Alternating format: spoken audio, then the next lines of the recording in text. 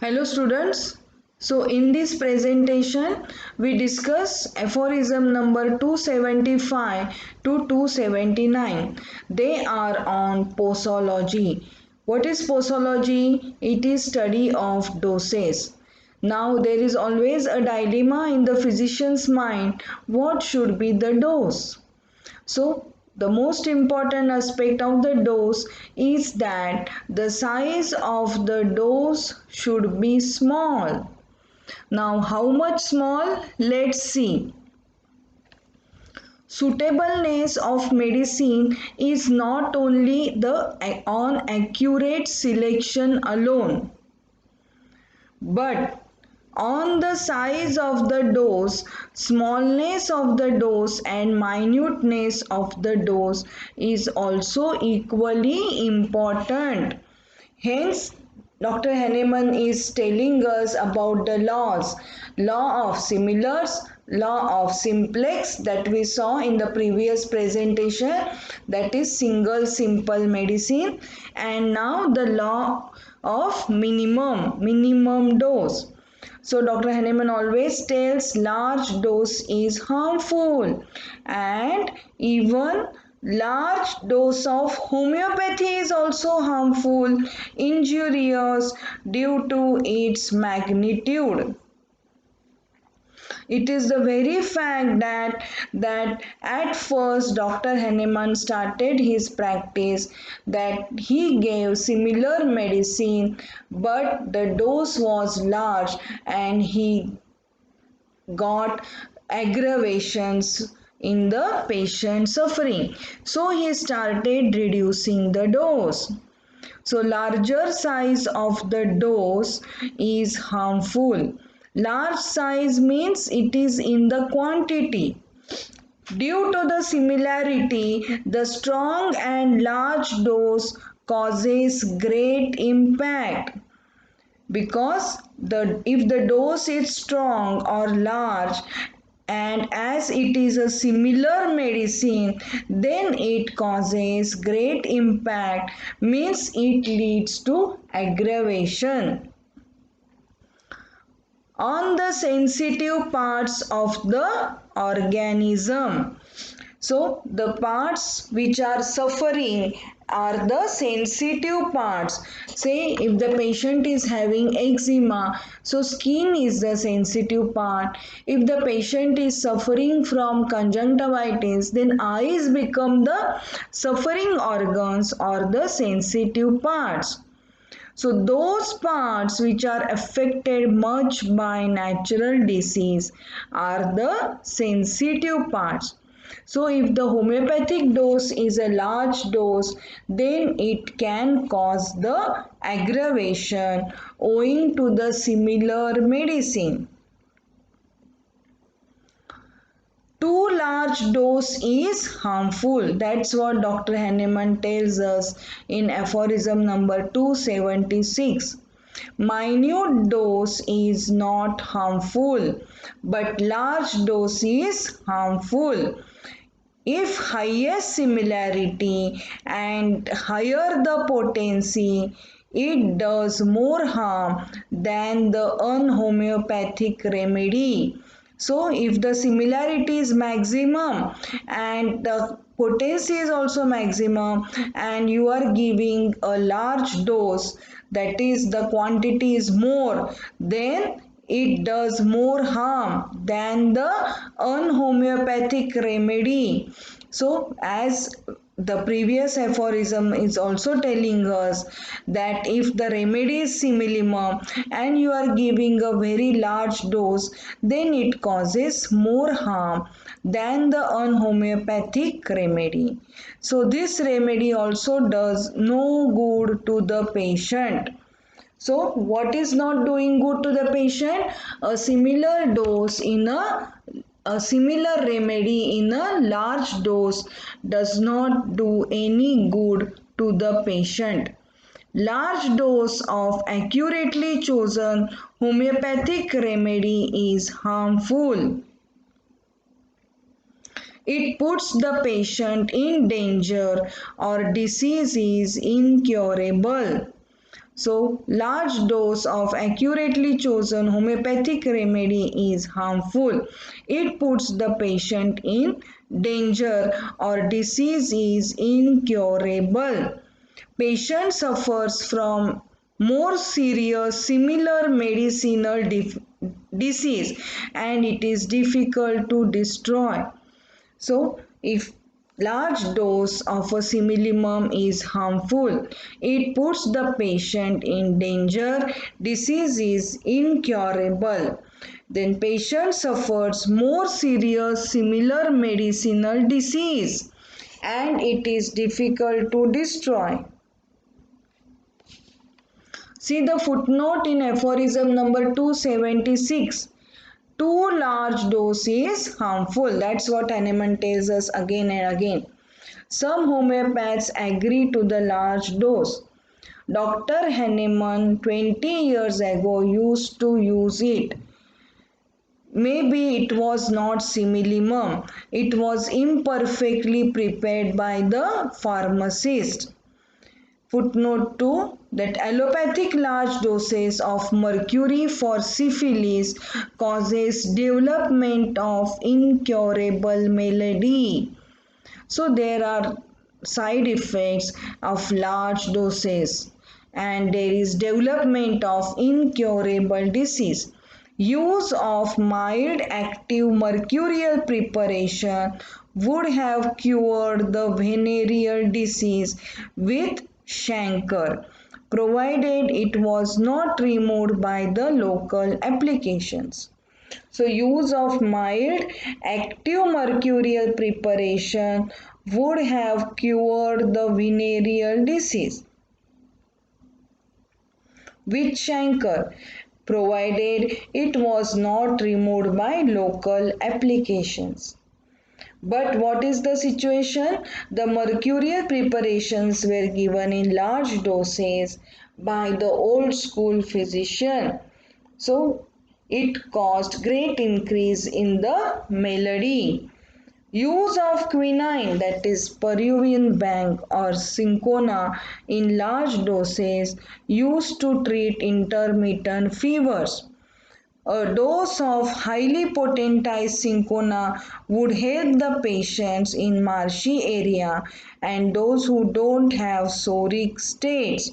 So never it is that the large dose of quinine helped, but the highly potentized cinchona, that is the Peruvian bark, would help the patients even in staying in marshy area. So what is the significance staying in marshy area? That it acts as a maintaining cause. And those who don't have the underlying psoriatic states, then readily the potentized cinchona cures the intermittent fever in the patient. So here two examples are given that the mercurial preparation given in large doses causes the development of incurable malady and use of quinine or Peruvian bark in large doses never cured the intermittent fevers. A dose of highly potentized cinchona would help the patients in marshy area and those who don't have psoriatic states. So we go further. So again it is continuation. A chronic China malady, that is the it is due to the administration of the large dose of China, that is cinchona. A chronic China malady is produced along with the development of psora. Internal vital organs are damaged. In such situation, especially spleen and liver are damaged. Spleen becomes enlarged when the patient is suffering for long years. Patient has sad state of health. There is no antidote to the large dose of homeopathic remedies which causes such state. So, a chronic China malady is produced along with the development of psora. So, here the large dose of the homeopathic medicine is also harmful. Aphorism number 277, it is discussing about the minute dose. A medicine with a sufficient small dose is salutary. Salutary means producing good effects. It is beneficial. It is marvelously efficacious if selection is accurate on homeopathic basis. All the more its dose is reduced. Degree of minuteness of dose is very important. So gentle remedial effect is obtained when you select a similimum and give in a small dose. So it is efficacious, it gives beneficial effects, and as the dose is small, the degree of minuteness of disease is minimum. Gentle remedial effect is obtained. So there is no increase in the sufferings of the patient and patient is gently relieved. So see in aphorism number 278, the small dose. Again, what is the importance of minute dose? What is the most suitable minute dose to effect remedial effect? How much small the dose of individual medicine should be given? The dose must be minute and gentle to bring the rapid cure. So it should be minute dose, it should be small dose. Now let's see what is a minute dose.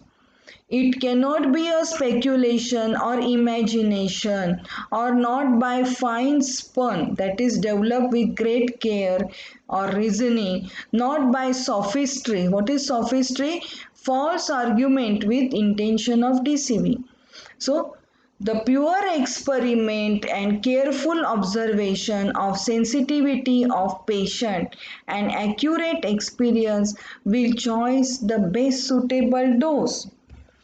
So the selection of the dose should not be speculation, not even the fine spun. That is the fine spun reasoning is with development with great care. So we are taking very great care for reasoning. It should not be the just reasoning and speculation, not by sophistry. So that is again a false argument we don't do.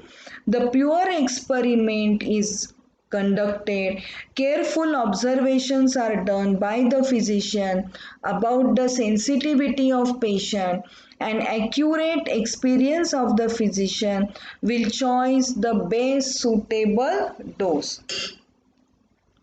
It is absurd to administer the large dose of allopathic medicine which does not affect the disease parts homeopathically. It attacks the parts unaffected by the disease. So allopathic dose is a large dose and it does not cure. It just attacks the parts unaffected by the disease. See, this is very usual thing in the practice where the old school or allopathy, where the parts which are not suffering, they are stimulated. So it attacks the parts unaffected by the disease. So pure experience respects the small and minute dose which effects rapid cure.